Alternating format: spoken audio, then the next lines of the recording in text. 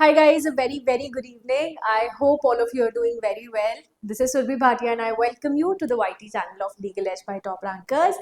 And आज का session है हमारा कंपनी लॉ के बेसिक टर्म्स को समझने का सेशन। तो हम ऑलरेडी एनवायरमेंटल लॉ समझ चुके हैं, IPR has been done by Aadhaar sir. आज लेट्स फाइनली डीकोड कुछ ऐसे terminologies of company law, because knowing कि अगेन कंसोर्शियम मिसलेनियस लॉज की तरफ जाता है, company law is quite much prominent आज के टाइम पर। कॉर्पोरेट एक पुश आ रहा है फ्रॉम द गवर्नमेंट, तो कुछ ऐसी बेसिक टर्मिनोलॉजी समझना बहुत जरूरी है regarding company law. So let's quickly D code हम आज क्या क्या समझने वाले हैं। कंपनी एग्जैक्टली क्या है? अब पार्टनरशिप हमें पता है, बट क्या लीगल कॉन्टेक्स्ट में पार्टनरशिप कंपनी सेम है? कंपनी लीगल कॉन्टेक्स्ट में क्या है?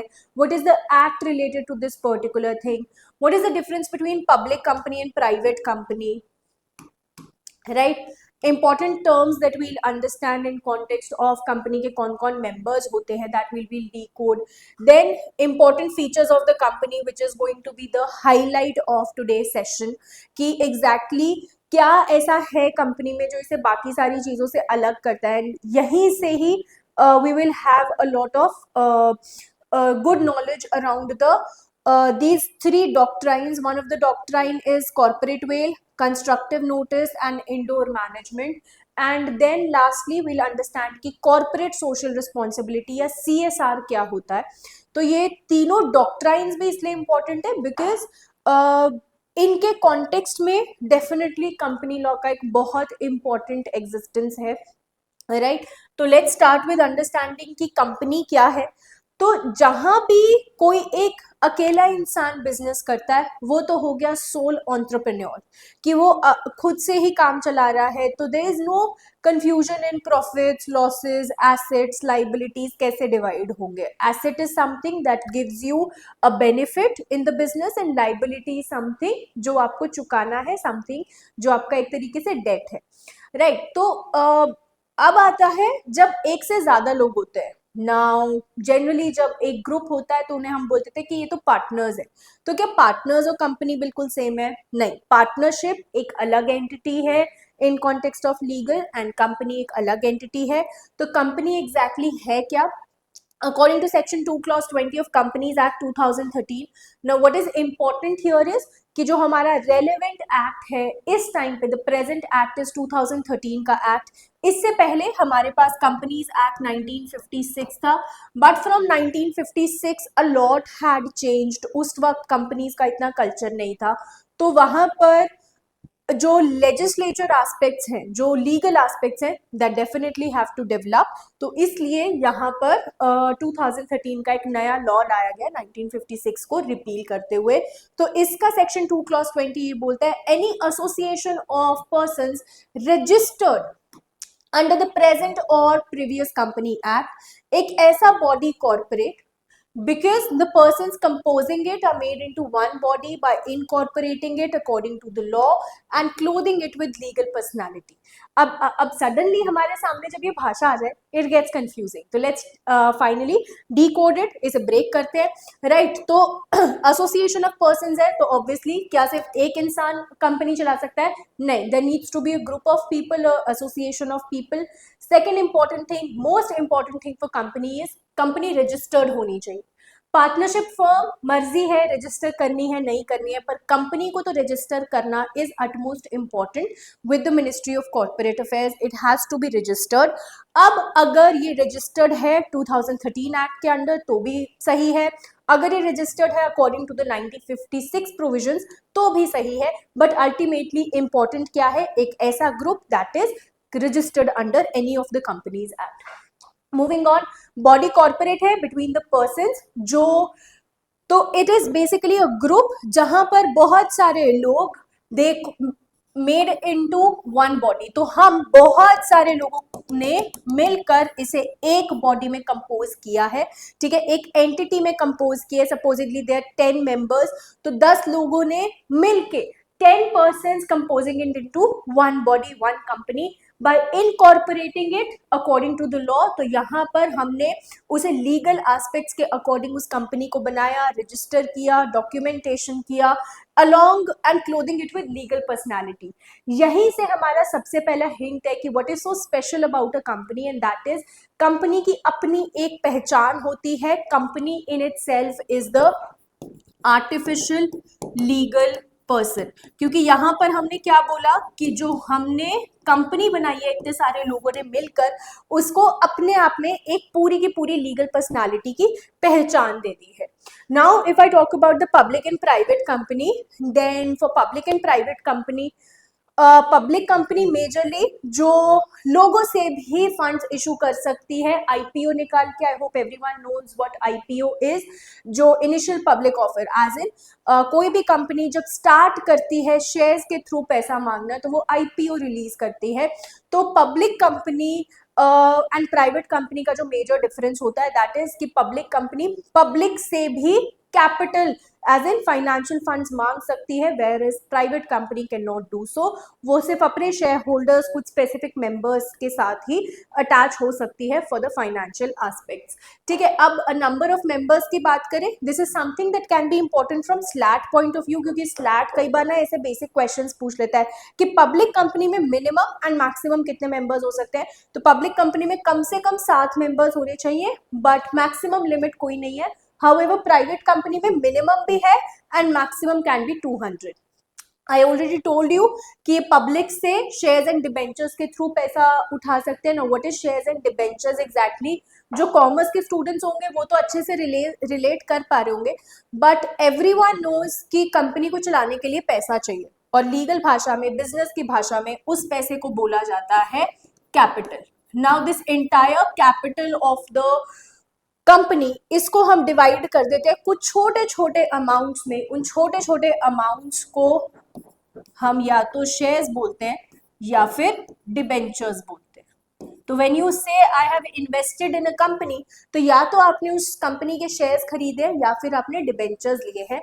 डिबेंचर्स इज काइंड ऑफ जब आप एक लोन प्रोवाइड कर रहे हैं कंपनी को, आपका उस कंपनी में कोई इंटरेस्ट नहीं है, कुछ नहीं है, you are only providing a loan to the company, और उसके बदले वो आपको एक इंटरेस्ट पे करती रहेगी, एक अमाउंट पे करती रहेगी. That is debentures. Whereas shares is that you are somewhat a owner of the company. अब ओनर का मतलब ये नहीं है कि किसी के पास रिलायंस के शेयर्स है तो वो बिल्कुल अनंत अंबानी या नकाश अंबानी या फिर मुकेश अंबानी के साथ बैठ जाएगा. Absolutely a big no. Share holders का मतलब है कि जब भी कोई प्रॉब्लम आएगी, जब भी कंपनी बिकेगी, तो सबसे पहले किसके पास हक आएगा? शेयर होल्डर्स के पास हक आएगा. That is about the shares, that is about the owners. तो यहाँ पर पब्लिक से पैसा रेज किया जा सकता है थ्रू शेयर्स और थ्रू डिबेंचर्स. बहुत से रेगुलेशंस होते हैं यहाँ पर. पब्लिक कंपनी को टाइम टू टाइम बहुत से डिस्क्लोजर्स करने होते हैं इन कॉन्टेक्स्ट ऑफ कि लास्ट ईयर क्या प्रॉफिट्स थे. ठीक है, पूरे स्टेटमेंट्स उन्हें निकालने पड़ते हैं एवरी ईयर. तो लॉट ऑफ रेगुलेशंस जो है कंपनीज एक्ट ऑफ 2013 बताता है, पर प्राइवेट में उतने ज़्यादा रेगुलेशंस नहीं है. अब ये रेगुलेशंस हमें रटने की जरूरत नहीं है. सिंस पब्लिक का पैसा पब्लिक कंपनी में जा रहा है, तो obviously public also deserves to know regarding कैसे फंक्शनिंग हो रही है. इस कॉन्टेक्स्ट में रेगुलेशंस थोड़े टाइट होते हैं for a public company. Now, these are the 3 basic terms that we understand to understand the functioning of the company. Promoters वो होते हैं जो आइडिया इस्टेब्लिश करते हैं कंपनी का, जो कंपनी के फॉर्मेशन में इन्वॉल्व है. That is promoters, right? For example, अगर हम TR की बात करें तो promoters is going to be Harsh sir और करण सर, because यहाँ पर कंपनी के establishment में that entire team was pitch the idea. Share holders कोई भी इंडिविजुअल या एंटिटी जो शेयर्स खरीदती है, जो कैपिटल में एक इन्वेस्टमेंट करती है, जो कैपिटल में पार्टिसिपेट करती है, that is a share holder.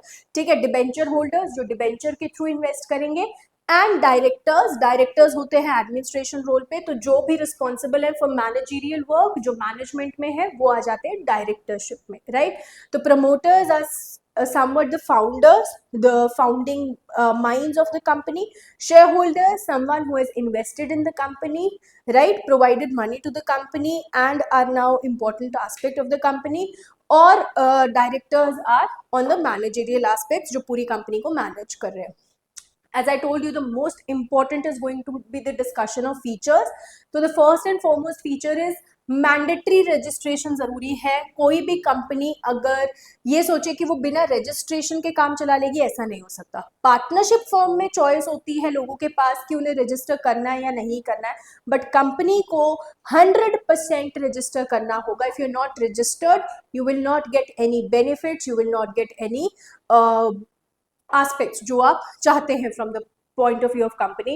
Second, artificial person created by law. I already told you that जैसे एक natural person है, मैं और आप, we are natural persons, हमारे अपने responsibilities, duties and rights हैं. Similarly, company is also an artificial person. Why artificial? Because it has been created by humans only. बहुत सारे लोगों ने मिलके इसे एक बॉडी में कॉर्पोरेट किया है, राइट. तो यहाँ पर it is an artificial person and just like a natural person, इसके खुद के कुछ राइट्स, रिस्पॉन्सिबिलिटीज होते हैं. A company can hold the property in its name.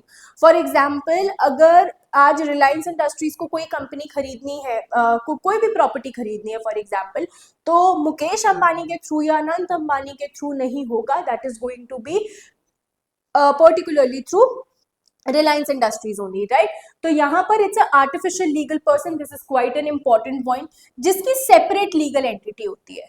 This is the star mark point of this entire session. Separate legal entity of the company. Separate legal entity मतलब company का उसके member से बिल्कुल ही एक separate existence होता है. अगर आज मैं रिलायंस इंडस्ट्रीज की बात करूं तो रिलायंस अपने आप में एक अलग आर्टिफिशियल पर्सन है, जो उसके शेयर होल्डर्स, उसके प्रमोटर्स, उसके फाउंडर्स, उसके बाकी मेंबर्स से बिल्कुल अलग है. आप दोनों को मिक्स नहीं कर सकते हो. इसकी अपनी एक अलग पहचान है, अपने राइट्स, अपने रिस्पॉन्सिबिलिटीज हैं, अपनी प्रॉपर्टीज हैं, अपनी लाइबिलिटीज हैं, अपने एसेट्स हैं. It has a separate existence, it has a separate identity in eyes of the law. तो इसकी अपनी एक अलग पहचान है. आप इसे इसके मेंबर्स के साथ मिक्स नहीं कर सकते हैं, राइट. जैसे पार्टनरशिप में क्या होता है, पार्टनर्स ही पार्टनरशिप फर्म की पहचान होते हैं. अगर कोई एक पार्टनर छोड़ के चला गया, उसकी डेथ हो गई, तो ये पार्टनरशिप फर्म खत्म हो जाती है. बट कंपनी के साथ ऐसा नहीं होता. मेंबर्स में कम, मेंबर्स में go, but the company goes on for ever. This is actually a saying in context of the company, right. क्यों? क्योंकि इसकी एक अपनी पहचान है, that is why it has a perpetual existence. मतलब किसी के आने जाने से कंपनी को कोई फर्क नहीं पड़ेगा. Company goes on for ever. अगर किसी ने कंपनी बेच भी दी अपनी, तो the new people are going to handle it. Company को जब डिसॉल्व किया जाता है, जब इसे लिक्विडेट होता है, जब उसके एसेट्स बेच के पैसा लिया जा रहा है, सिर्फ तभी कंपनी बंद होती है, अदरवाइज नहीं. And it has a common seal as in इसकी अपनी एक सिग्नेचर्स, अपनी एक सील होती है. तो अगर कंपनी को कोई भी कॉन्ट्रैक्ट करना है, उसे कोई भी एसेट्स खरीदने हैं, लाइबिलिटीज पे ऑफ करनी है, तो फाउंडर्स या डायरेक्टर्स उनके सिग्नेचर्स नहीं चलेंगे, कंपनी की अलग सिग्नेचर्स एंड अलग सील चलेगी. तो all in all it's an artificial legal person जिसकी अपनी एक अलग पहचान है, जिसका एग्जिस्टेंस अपने मेंबर्स के एग्जिस्टेंस पे बिल्कुल भी डिपेंडेंट नहीं है. Moving on, now these are the two important documents जो रिक्वायर्ड है for the company's existence. One is memorandum of association and another one is articles of association. जो कॉमर्स वाले स्टूडेंट्स होंगे उन्होंने डेफिनेटली इन टर्म्स को सुना होगा, but for others memorandum of association basically powers and objectives define करते हैं company के, क्योंकि कंपनी एग्जैक्टली क्या है, क्यों है, क्या उसका पर्पस है, so that everyone else also knows कि उन्हें उस कंपनी के साथ क्यों बिजनेस करना चाहिए, क्यों डील करना चाहिए. शेयर होल्डर्स को पता होना चाहिए why are they investing in this company, उस कंपनी का विजन क्या है. तो मेमोरेंडम ऑफ एसोसिएशन यहाँ पर इट इज मेड पब्लिक, और चाहे कंपनी पब्लिक हो या फिर प्राइवेट हो, सबको ये मेमोरेंडम ऑफ एसोसिएशन देना होगा.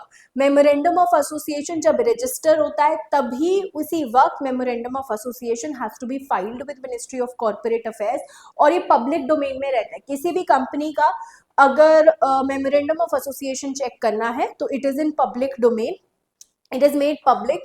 और इसे चेंज नहीं किया जा सकता रेट्रोस्पेक्टिवली। मतलब अगर आज इसका पर्पस चेंज होता है, कोई भी चेंजेस लाए जाते हैं, तो वो सिर्फ एक फ्यूचर एस्पेक्ट में प्रिवेल करेगा, but for the past scenarios कभी भी ये चेंज नहीं हो सकता। Retrospectively means past application. कॉन्स्टी में पढ़ा है, कौन सा आर्टिकल, कमेंट में बताना रेट्रोस्पेक्टिव एप्लीकेशन ऑफ लॉ से रिलेटेड है, ठीक है। मूविंग ऑन, अगर मैं आर्टिकल्स ऑफ एसोसिएशन की बात करूं तो आर्टिकल्स ऑफ एसोसिएशन बेसिक चीजें प्रोवाइड करता है। For example, what is the name, right. Now what are the basic regulations of companies operations. Now this is very important for private companies. Public companies की मर्जी है कि उन्हें ये provide करना है या फिर नहीं करना है, but private companies have to apply. क्यों? क्योंकि उनके ऊपर ऑलरेडी लिमिटेड रेगुलेशंस हैं। जरूरी नहीं है कि उन्हें अपने जो डॉक्यूमेंटेशन है, जो अकाउंट्स हैं, वो बहुत डिस्क्लोज करने हो, बट वो public companies it is absolutely important कि वो डिस्क्लोज करें।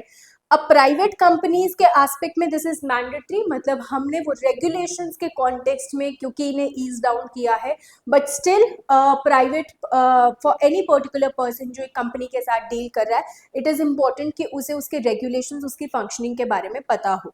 तो मेमोरेंडम ऑफ एसोसिएशन बेसिकली कुछ पर्पसेस बताता है, नेम्स, कैपिटल क्लॉज क्या है, कहाँ उसका एड्रेस है, ऑब्जेक्टिव क्या है। तो there are 5-6 things that are defined in memorandum of association for the company. Moving on, the very important point, the next point, that is different principles that we are going to study. So let's understand the doctrine of corporate veil, and to understand this we have already set with the first principle, that is separate legal existence. मतलब company की जो existence है वो उसके members से अलग है, ये दोनों बिल्कुल अलग है। So now doctrine of corporate veil, corporate मतलब something that is related to the company aspects, veil मतलब पर्दा। तो कंपनी और उसके मेंबर्स के बीच में हमेशा एक पर्दा रहेगा। मतलब अगर मेंबर्स ने कुछ भी गलत किया, क्या उस गलती की थोड़ी सी भी परछाई कंपनी पे आएगी? Will it impact the acts and the matters of the company? No. शायद शेयर्स के प्राइसेस गिर सकते हैं, but can you make company liable for any wrongs done by the members? No. Similarly, अगर कंपनी में कुछ गलत हुआ है, can you make the members liable? अगर कंपनी अपने लॉसेस पे नहीं कर पाई है, तो क्या आप मेंबर्स की प्रॉपर्टी अटैच करके उन लोगों के घर प्रॉपर्टी बेच के and then can you reimburse these losses? क्या तब आप वो पे बैक कर सकते हैं? नहीं। क्यों? क्योंकि legally doctrine of corporate veil ये कहता है कि कंपनी और उसके मेंबर्स अलग अलग हैं, they are separate from each other, they are different from each other, दोनों के बीच में एक पर्दा है। तो actions of organisation and actions of share holders, ये दोनों एक दूसरे से काफी ज्यादा डिफरेंट है, और यहाँ पे लॉ कहीं ना कहीं शेयर होल्डर्स को प्रोटेक्ट कर रहा है कि अगर कंपनी में कुछ भी गड़बड़ हुई तो वो रिस्पॉन्सिबिलिटी उन लोगों पर नहीं आ रही है। बट अगर मान लो कंपनी में कोई भी ऐसा फ्रॉड हुआ है जो इन्हीं शेयर होल्डर्स, इन्हीं मेंबर्स ने किया है, now what is to be done? तो लॉ यहाँ पर इस पर्दे को हटाने की भी बात करता है। दैट मीन्स इट सेज कि यहाँ पर ये पर्दा हटा दिया जाएगा, राइट। तो अभी तक जो एक पर्दा एग्जिस्ट करता था, why? Because there was a separate legal entity, it can be pierced. pierced का मतलब होता है उसे छन्नी भी किया जा सकता है, उसे फाड़ा जा सकता है, अगर ये प्रूव हो जाए कि ये जो मेंबर्स है यही रिस्पॉन्सिबल है कंपनी में इन गलतियों के लिए। तो in cases of fraud, in cases of किसी भी तरीके का अकाउंट्स का मैनिपुलेशन, कंपनी की गलती के लिए ये मेंबर्स, ये शेयर होल्डर्स भी फंसेंगे।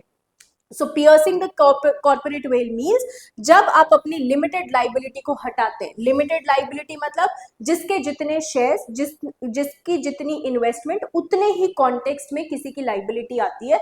हम अनलिमिटेड किसी की भी प्रॉपर्टी अटैच करते नहीं जाते हैं टू द एस्पेक्ट्स, ठीक है। एंड डायरेक्टर्स एंड इन्वेस्टर्स को भी लाइबल ठहराया जा सकता है for the fraudulent acts of the company, वो भी कंपनी के फ्रॉड्स के लिए लाइबल हो सकते हैं। Moving on, doctrine of constructive notice. तो दो ये प्रिंसिपल जो अभी हमने पढ़ा था वो कहीं ना कहीं ये था कि हम शेयर होल्डर्स को प्रोटेक्ट कर रहे हैं।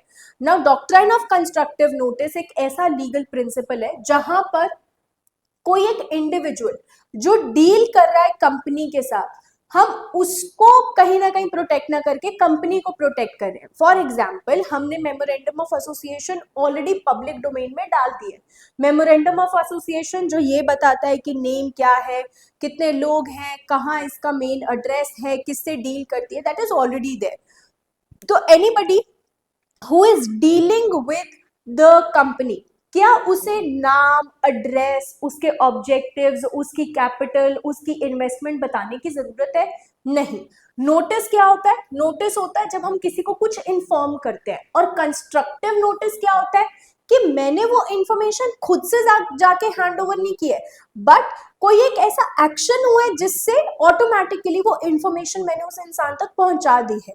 तो कोई भी कंपनी अगर किसी पर्सन के साथ डील कर रही है, उसने खुद से जाके ये इंफॉर्मेशन प्रोवाइड नहीं की है कि मेरा ये ऑब्जेक्टिव, मेरी ये कैपिटल, मेरा ये एड्रेस, नहीं। पर क्योंकि उसने memorandum of association public domain में डाल दिया, तो उसने इनडायरेक्टली, कंस्ट्रक्टिवली वो इंफॉर्मेशन उस पर्सन को हैंड ओवर कर दी है। तो यहां पर ये जो प्रिंसिपल है, ये कंपनी के फेवर में जाता है। कंपनी के फेवर में एज इन कि हम लॉ हमेशा ये मानता है कि कोई भी इंडिविजुअल जो डील कर रहा है कंपनी के साथ, it is deemed to have knowledge, उसे मान लिया जाता है कि उसे पता है कंपनी के पब्लिक डॉक्यूमेंट्स के बारे में। बाद में फालतू के आप केस नहीं कर सकते हो कंपनी पे ओनली ऑन दी एलिगेशन कि मुझे तो पता नहीं था कि ऐसा भी कुछ है, it was there in the public domain, you could have check.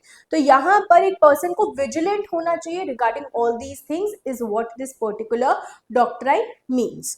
अब हम सिर्फ कंपनी को तो प्रोटेक्ट नहीं करते रहेंगे, तो यहाँ पर जो मेंबर्स है जो डील कर रहे हैं कंपनी के साथ, उन्हें भी प्रोटेक्ट किया जाता है through doctrine of indoor management. जो चीजें पब्लिक में है उसे तो डेफिनेटली उस पर्सन को एक्सेस करना चाहिए, but how does a person know what is going inside the company? Company के अंदर क्या चल रहा है, इंडोर मैनेजमेंट कैसा है, उसके बारे में हमें क्या पता, राइट? तो यहाँ पर जो आउटसाइडर्स डील कर रहे हैं कंपनी के साथ, उन्हें प्रोटेक्ट किया जाता है। क्यों? क्योंकि ये मान लिया जाता है कि इंटरनल कंपनी प्रोसीजर्स तो रेगुलर ही होंगे और प्रॉपरली फॉलो ही हो रहे होंगे, जब तक कोई भी प्रॉपर साइंस नहीं है कि कुछ गड़बड़ हुई है। अब अगर कुछ गड़बड़ हुई, should this person, can this person be accused of कि तुम्हें नहीं पता था, हम तो कर ही रहे थे, तुम्हें ध्यान देना चाहिए था? नहीं।